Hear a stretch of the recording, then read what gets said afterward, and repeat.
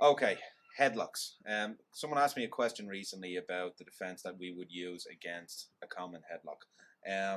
There's one prominent defense that we like to use regularly in our classes, so we're going to break it down for you and actually show you the basic principles of actually trying to defend yourself against a would-be headlock. But before we get into it, please consider clicking the subscribe button below, and please consider hitting the bell notification so you never miss a video.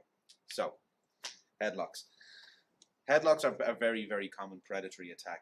They're an attack that basically, most of the time, will always become from a side angle. So, if I was to actually demonstrate this, someone basically comes at you from the side and locks you into this position here. There's a variety of things that can happen to you. What the person's intention might be could be multiple things. For example, they could hold you in this position with the intention of actually striking you here in the head. If you're close to a wall, there's a good chance that basically they're trying to take your head and ram your head straight into the wall.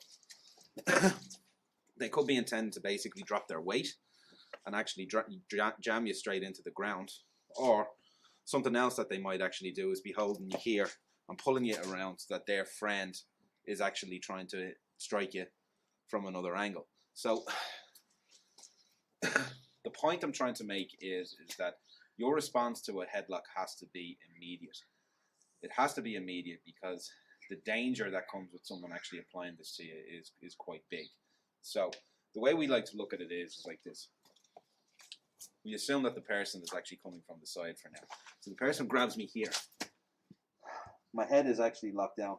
Immediately, I'm actually starting to feel a heavy amount of pressure on my neck just from doing this in a stationary position.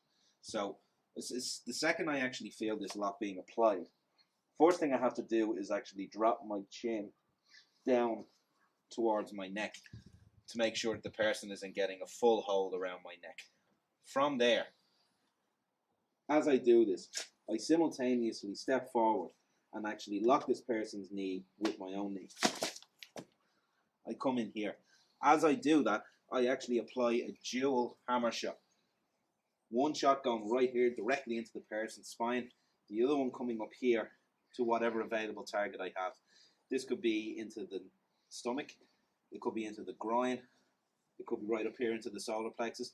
It all actually depends on what's available. But most importantly, you have to apply this extremely quickly. So the person grabs me here, I step forward, I actually pin him here with my knee, I do a dual hammer shot. From there, with my rear hand, I'm going to run my hand right up towards his head. If there's hair, I'm going to grab the hair. If there's nothing there at all, I'm going to reach right round, I'm going to actually insert my finger right into the person's eye and pull their head back. As I pull their head back, I'm going to apply whatever shots I want directly to his head. I'm either going to throw an upward helipalm, I'm going to punch, I'm basically going to throw multiple hammer shots, boom, boom, and hopefully that is actually going to break the person's grasp. And as always, I'm going to continue to strike until this person is rendered useless. But as regards to actually practicing this, there is something that I have to point out. This is something that is not normally done in a stationary position.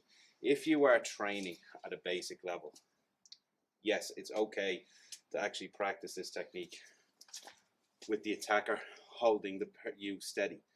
But in reality, I have to make the point, this is not a stationary attack. Normally when someone actually applies this headlock, there's a lot of movement going on. They're going to grab you, they're going to be pulling you around.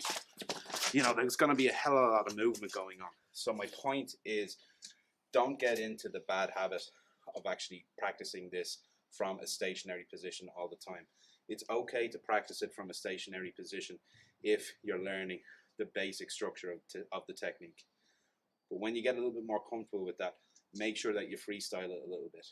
Make sure that the person who's actually playing attacker does move around. So you do have the actual experience of what it's like to have this properly applied. Move around and see how you can actually apply that technique with the person moving. Another thing you need to keep in mind is that if the grip is actually put on with a large amount of intensity, there's a strong chance that it could break your neck. Don't be fooled into thinking that it can't. It potentially can. Someone who's got an awful lot of upper body strength basically applies that type of grab to your neck. Taking into account that it will be used as a surprise attack, there is a chance that your neck might snap.